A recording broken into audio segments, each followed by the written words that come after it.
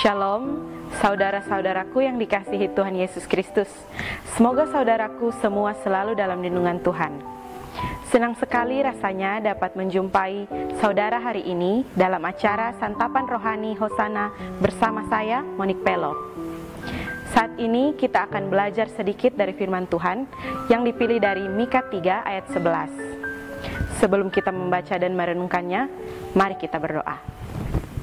Bapa yang di sorga, Bapa yang kami sembah, anak-Mu Yesus Kristus, Bapa, hari ini kami akan membaca sedikit dari firman-Mu. Kiranya Engkau memberkati kami, agar kami dapat layak di hadapan-Mu untuk membaca dan merenungkan firman-Mu. Terima kasih Tuhan Yesus, hanya ini doa dan sembahyang kami, amin. Saudaraku yang terkasihi dalam Tuhan, beginilah bunyi firman Allah yang datang pada kita saat ini.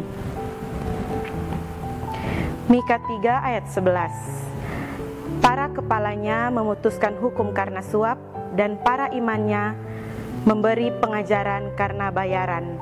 Para nabinya menenung karena uang, padahal mereka bersandar kepada Tuhan dengan berkata, bukankah Tuhan ada di tengah-tengah kita? Tidak akan datang malapetaka menimpa kita. Shalom kekasih-kekasih Tuhan. Di masa sekarang ini, banyak orang menganggap bahwa uang adalah segala-galanya, bahkan melebihi Tuhan. Mereka berpikir bahwa memiliki uang yang banyak berarti bisa melakukan apa saja, berbuat sesukanya, membeli segala sesuatu yang kita inginkan. Uang membuat orang menjadi gelap mata, bahkan keadilan pun dapat dibeli dengan uang, seperti yang sudah banyak terjadi di ranah pengadilan. Dengan uang, orang yang benar bisa disalahkan, orang yang salah juga bisa dibenarkan. Tidak sedikit juga pejabat-pejabat pemerintah yang terlibat kasus korupsi hanya karena ingin mendapatkan harta dan bagian yang bukan haknya. Bukan hanya mereka saja, ada beberapa juga hamba Tuhan yang karena cinta akan uang memasang tarif amplop untuk pelayanan yang melibatkan mereka. Kekasih-kekasih Tuhan, Tuhan kita tidak pernah melarang umatnya untuk memiliki banyak uang. Tetapi yang tidak diinginkan oleh Tuhan kita adalah jangan sampai kita menjadikan uang sebagai Tuhan atas hidup kita. Dalam 1 Timotius 6 ayat 10 berbunyi, karena akar segala kejahatan ialah cinta uang.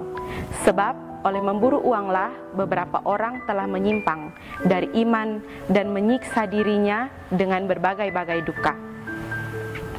Sebagai umat Tuhan, kita pasti akan turut senang dan bangga jika melihat anak-anak Tuhan yang hidupnya punya banyak uang dan hidupnya diberkati juga oleh Tuhan. Ada juga anak-anak Tuhan yang ketika belum punya uang yang banyak, dia tetap hidup jujur, setia kepada Tuhan, dan berbakti padanya. Tetapi saat pekerjaan atau usahanya berhasil dan diberkati, mulailah ada ketidakjujuran dalam pelayanan, jam-jam ibadah yang berkurang karena semakin sibuk dengan usaha dan pekerjaannya. Hal-hal ini tentu perlu diwaspadai, jangan sampai karena uang, motivasi kita dalam melayani dan mengikuti Tuhan jadi melenceng. Kekasih-kekasih Tuhan, hendaklah kita tetap teguh dan berpengharapan hanya kepada Tuhan, yang adalah sumber berkat jasmani dan rohani bagi umatnya yang setia. Mari kita amini firman ini dengan doa. Mari kita berdoa. Bapa yang di sorga, Bapa yang kami sembah, anak-Mu Yesus Kristus, Bapa, terima kasih atas firman-Mu pada hari ini untuk kami.